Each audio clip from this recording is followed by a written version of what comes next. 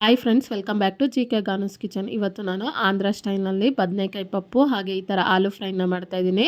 ಇದು ಲಂಚ್ಗೆ ಡಿನ್ನರ್ಗೆ ತುಂಬಾ ಚೆನ್ನಾಗಿರುತ್ತೆ. ಮೊದಲಿಗೆ ಆಂಧ್ರ ಸ್ಟೈಲ್ನಲ್ಲಿ ಪಪ್ಪುನ ಮಾಡೋದಕ್ಕೆ ಕುಕ್ಕರ್ನ ತಗೊಂಡು ಸ್ಟವ್ನ ಆನ್ ಮಾಡಿ 2 ಟೇಬಲ್ ಸ್ಪೂನ್ ಆಗೋಷ್ಟು ಎಣ್ಣೆನ ಸೇರಿಸಿ, ಎಣ್ಣೆ ಕಾದ್ಮೇಲೆ 20 ಪೀಸ್ ಆಗೋಷ್ಟು ಸಿಪ್ಪೆ ಬಿಡಿಸಿದಂಥ ಬೆಳ್ಳುಳ್ಳಿ, 20 ಹಸಿಮೆಣಸಿನ್ಕಾಯಿ, ಒಂದು ಮೀಡಿಯಂ ಸೈಜಿನಂಥ ಈರುಳ್ಳಿನ ಕಟ್ ಮಾಡಿ ಸೇರಿಸ್ತಾ ಇದ್ದೀನಿ. ಹಾಗೆ ಒಂದು 5 ಬದನೆಕಾಯಿನ ಈ ಥರ ಕಟ್ ಮಾಡಿ ಸೇರಿಸ್ಕೊಂಡು 1/4 ಟೇಬಲ್ ಸ್ಪೂನ್ ಆಗೋಷ್ಟು ಅರಿಶಿನ ಪುಡಿನ ಹಾಕಿ ಈಗ ಒಂದ್ಸಾರಿ ಇದನ್ನು ಮಿಕ್ಸ್ ಮಾಡ್ಕೊತಾ ಇದ್ದೀನಿ. ಈ ಥರ ಮಿಕ್ಸ್ ಮಾಡ್ಕೊತ 2 ರಿಂದ 3 ನಿಮಿಷ ಹಸಿ ವಾಸನೆ ಹೋಗೋ ತನಕ ಈ ಥರ ಫ್ರೈ ಮಾಡಿಕೊಂಡು ಈಗ ಇದಕ್ಕೆ 4 ಟೊಮೆಟೊನ ಈ ಥರ ಕಟ್ ಮಾಡಿ ಸೇರಿಸ್ತಾ ಇದ್ದೀನಿ. ಹಾಗೆ 100 ಗ್ರಾಮ್ ಆಗೋಷ್ಟು ತೊಗರಿ ಬೇಳೆನ 2 ರಿಂದ 3 ಸತಿ ತೊಳೆದು ಅದನ್ನು ಸಹ ಇದಕ್ಕೆ ಸೇರಿಸ್ಕೊಂಡು ಈ ಥರ ಮಿಕ್ಸ್ ಮಾಡ್ಕೊತ ಇನ್ನೂ ಒಂದು 2 ನಿಮಿಷ ಇದನ್ನು ಈ ಥರ ಫ್ರೈ ಮಾಡ್ಕೊಂಡು ಆದಮೇಲೆ ಈಗ ಇದಕ್ಕೆ ಸ್ವಲ್ಪ ನೀರನ್ನ ಸೇರಿಸ್ತಾ ಇದ್ದೀನಿ. ಅಳತೆನೆಲ್ಲ ಹೇಳ್ಬೇಕಂದ್ರೆ ಸುಮಾರು 1 ಲೀಟ್ರ್ ಆಗೋಷ್ಟು ನೀರನ್ನ ಸೇರಿಸಿ ಈಗ ಒಂದ್ಸಾರಿ ಮಿಕ್ಸ್ ಮಾಡಿಕೊಂಡು ಕುಕ್ಕರ್ ಮುಚ್ಚಳನ ಮುಚ್ಚಿ 4 ರಿಂದ 5 ವಿಸಿಲ್ ಕೂಗಿಸ್ಕೊಂಡು ಪ್ರೆಷರ್ ಎಲ್ಲ ಹೋದ್ಮೇಲೆ ಈಗ ಕುಕ್ಕರ್ ಮುಚ್ಚಳನ ತೆಗಿತಾ ಇದ್ದೀನಿ.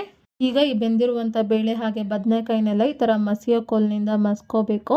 80% ಅಷ್ಟು ನುಣ್ಣಗಾಗೋ ಥರ ಈ ಬೇಳೆ ಹಾಗೆ ಬದನೆಕಾಯಿನ ಮಸ್ಕೊಂಡಾದ್ಮೇಲೆ ಈಗ ಒಗ್ಗರಣೆನ ಮಾಡ್ಕೊಳ್ಳೋದಕ್ಕೆ ಈ ಥರ ಒಂದು ಬಾಣಲಿನ ತೊಗೊಂಡು ಅದಕ್ಕೆ 3 ರಿಂದ 4 ಟೇಬಲ್ ಸ್ಪೂನ್ ಆಗೋಷ್ಟು ಎಣ್ಣೆನ ಸೇರಿಸಿ, ಎಣ್ಣೆ ಕಾದ್ಮೇಲೆ ಅರ್ಧ ಟೇಬಲ್ ಸ್ಪೂನ್ ಆಗೋಷ್ಟು ಸಾಸಿವೆ ಸಿಡಿದಾದ್ಮೇಲೆ ಅರ್ಧ ಟೇಬಲ್ ಸ್ಪೂನ್ ಆಗೋಷ್ಟು ಜೀರಿಗೆ, ಒಂದು ಮೀಡಿಯಂ ಸೈಜ್ ಇರುವಂಥ ಈರುಳ್ಳಿನ ಸಣ್ಣದಾಗಿ ಕಟ್ ಮಾಡಿ ಸೇರಿಸ್ತಾ ಇದ್ದೀನಿ. ಹಾಗೆ ಸ್ವಲ್ಪ ಕರಿಬೇವು, ಒಂದು ಚಿಟಿಕೆ ಆಗೋಷ್ಟು ಹಿಂಗನ್ನ ಸೇರಿಸಿ ಈಗ ಒಂದ್ಸಾರಿ ಮಿಕ್ಸ್ ಮಾಡ್ಕೊತಾ ಇದ್ದೀನಿ. ಈ ಥರ ಮಿಕ್ಸ್ ಮಾಡ್ಕೊತ ಈರುಳ್ಳಿ ಎಲ್ಲ ಲೈಟ್ ಗೋಲ್ಡನ್ ಬ್ರೌನ್ ಬರೋ ತನಕ ಫ್ರೈ ಮಾಡ್ಕೊಂಡು ಈಗ ಇದಕ್ಕೆ ನಾವು ಮಸ್ದಿಟ್ಟಂಥ ಬದನೆಕಾಯಿ ಪಪ್ಪುನ ಇದಕ್ಕೆ ಸೇರಿಸ್ಕೊಂಡು ಈಗ ಇದಕ್ಕೆ ರುಚಿಗೆ ತಕ್ಕಷ್ಟು ಕಲ್ಲುಪ್ಪು ಹಾಗೆ ಒಂದು ಚಿಕ್ಕ ಗೋಲಿ ಸೈಜ್ ಅಷ್ಟು ಹುಣಸೆಹಣ್ಣನ್ನ ಈ ಥರ ಕಿವುಚಿ ಸೇರಿಸ್ತಾ ಇದ್ದೀನಿ.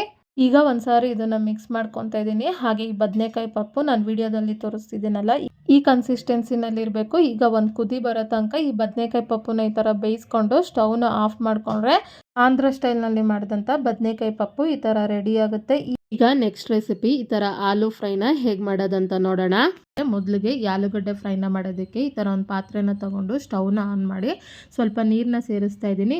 ಹಾಗೆ ಅರ್ಧ ಟೇಬಲ್ ಸ್ಪೂನ್ ಆಗೋಷ್ಟು ಪುಡಿ ಉಪ್ಪನ್ನ ಸೇರಿಸ್ಕೊಂಡು ಈಗ ನಾನಿಲ್ಲಿ 1 kg ಆಗೋಷ್ಟು ಆಲೂಗಡ್ಡೆನೆ ತೊಗೊಂಡು ಮೇಲಿರುವಂಥ ಸಿಪ್ಪೆನೆಲ್ಲ ಬಿಡಿಸಿ ಸಣ್ಣ ಪೀಸಾಗಿ ಕಟ್ ಮಾಡಿಕೊಂಡು ನೀರಿಗೆ ಸೇರಿಸಿ ಇಟ್ಟಿದ್ದೆ. ಅದನ್ನು ತೆಗೆದು ಇದಕ್ಕೆ ಸೇರಿಸ್ಕೊಂಡು ಒಂದು 5 ನಿಮಿಷ ಬೇಯಿಸ್ಕೊಂಡು ಆದಮೇಲೆ 80% ಅಷ್ಟು ಆಲೂಗಡ್ಡೆನ ಬೇಯಿಸ್ಕೊಂಡು ಈ ಥರ ಜಲ್ಲಡಿ ಸೌಟಿಂದ ತೆಗೆದು ಸಪ್ರೇಟಾಗಿ ಒಂದು ಪ್ಲೇಟ್ಗೆ ಸೇರಿಸಿ ಈ ಥರ ಪಕ್ಕಕ್ಕೆ ಇಟ್ಕೊಂಡಿದ್ದೀನಿ.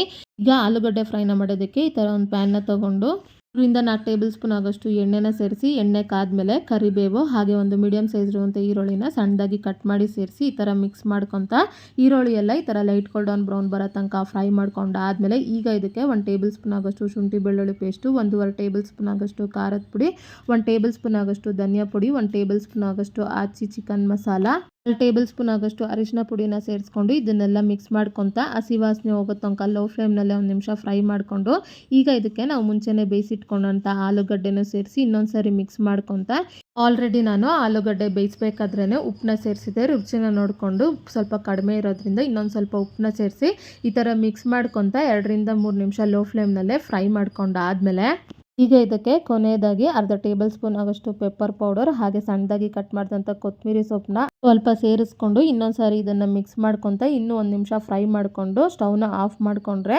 ಆಲೂಗಡ್ಡೆ ಫ್ರೈ ಈ ಥರ ರೆಡಿ ಆಗುತ್ತೆ. ಈಗ ಇದನ್ನು ಅನ್ನದ ಜೊತೆಗೆ ಹಾಗೆ ನಾವು ಮಾಡಿಟ್ಕೊಂಡಂಥ ಬದನೆಕಾಯಿ ಪಪ್ಪು ಜೊತೆಗೆ ಸರ್ವಿಂಗ್ ಪ್ಲೇಟ್ಗೆ ತೊಗೊತಾ ಇದ್ದೀನಿ.